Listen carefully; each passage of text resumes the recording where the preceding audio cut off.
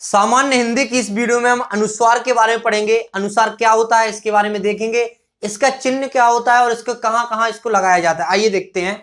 अनुस्वार एक प्रकार का नासिक की व्यंजन है। नासिक की व्यंजन यहाँ पर लिखा हुआ है, आपने देखा होगा दूसरे नंबर पे। अनुस्वार क्या है हमारा, एक नासिक की व्यंजन है। और अगर बात करें अनुस्वार कहां पर लगता है, तो अगर इसका पता करना है तो जब भी आप किसी वर्ड का उच्चारण करते हैं, जब किसी वर्ड का आप जब उच्चारण करते हैं तो जब हवा नाक से निकलती है तो वहां पर अनुस्वार होता है। अब हवा नाक से निकलती है तो उसकी नाक से ध्वनि भी निकलती है। तो ऐसा कोई वर्ड जिसके उच्चारण में नाक से ध्वनि निकले और नाक से क्या हो, हवा निकले, उसको हम अनुस्वार बोलते हैं। और अनुस्वार का चिन्ह इस तरह का होता है, जो कि अगर बात करें अनुस्वार को हम नासिक के व्यंजन तो बोलते ही हैं, और हमेशा अनुस्वार को स्वर के बाद लगाया जाता है। अब स्वर के बाद कैसे लगाया जाता है, जैसे आपने बोला यहां तो गा लगा है गंगा में, यहां पर गंगा आप बोलो तो नाक से ध्वनि आई गंगा, ठीक है।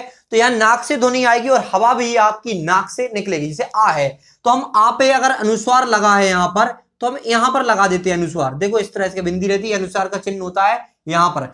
तो अब ये स्वर पे लगा है, अगर आप अंग अंग बोले तो नाक से आपकी ध्वनि निकलेगी और नाक से ही आपकी हवा निकलेगी। तो एक ऐसा वर्ड या किसी भी वर्ड के उच्चारण में जब नाक से ध्वनि और नाक से ही हवा निकलती है तो उसको हम अनुस्वार बोल देते हैं। और अनुस्वार हमेशा स्वर के बाद लगता है। अब आप बोलेंगे यहां पर कंस लिखा, कंस में तो का के ऊपर अनुस्वार लगा है।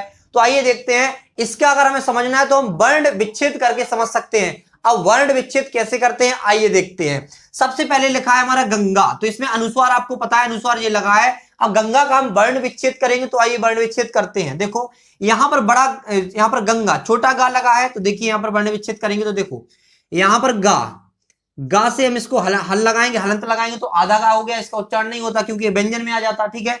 और यहां पर इसके साथ था स्वर गा। देखो अब छोटा गा है ये, इसको अगर वर्ण विच्छेद करा तो हमने गा प्लस छोटा आ, गा के पास हलंत भी लगा है, ठीक है। अगर जैसे का है, का को वर्ण विच्छेद करो आप तो का पे हलंत आ जाएगा प्लस छोटा आ, ठीक है। तो ऐसे ही हमने गा को, जो गा है इसको हमने वर्ण विच्छेद किया तो गा प्लस आ जाएगा। और यहां पर अनुस्वार भी लगाना है तो प्लस हम यहां पर अनुस्वार भी लगा देंगे। अब क्या है हमारा, इसके बाद है गंगा, बड़ा गा भी है तो बड़ा गा में आपका गा पे हलंत लगेगा और बड़ा आ जाएगा। तो इस तरह से गंगा का हमने वर्ण विच्छेद कर लिया, ठीक है। आप यहां पर लाइन लगाना चाहें, लाठी खींचना चाहें तो खींच सकते हैं, ठीक है। वैसे अनुस्वार का चिन्ह केवल ए होता है, ठीक है।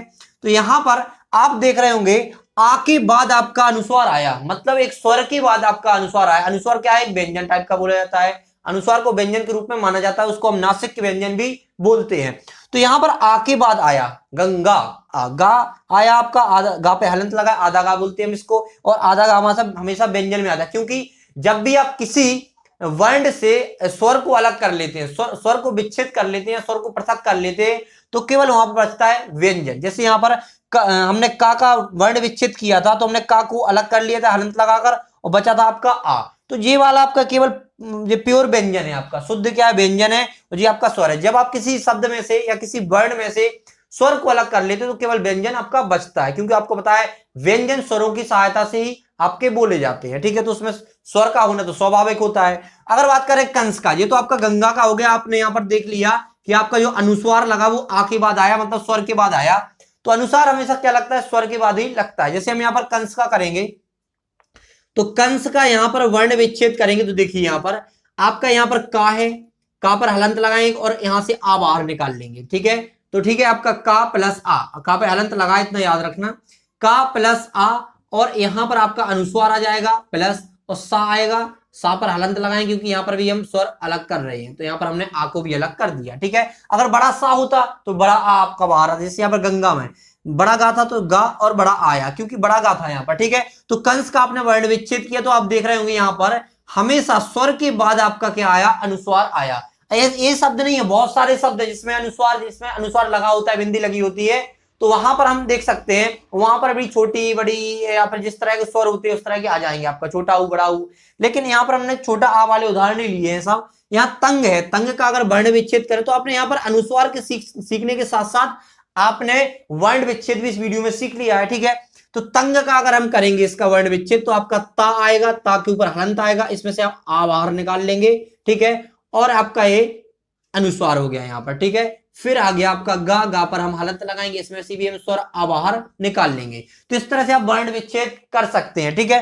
तो यहां पर आपने सीखा है कि अनुस्वार एक नासिक व्यंजन होता है जो हमेशा स्वर के बाद आता है, और जब अनुस्वार का आप उच्चारण करते हैं तो वहां पर नाक से ध्वनि निकलती है और नाक से ही हवा निकलती है। यहाँ पर आप ये बोल सकते हैं कि हमें कैसे पता चले कि इस वर्ण में अनुस्वार है कि नहीं है।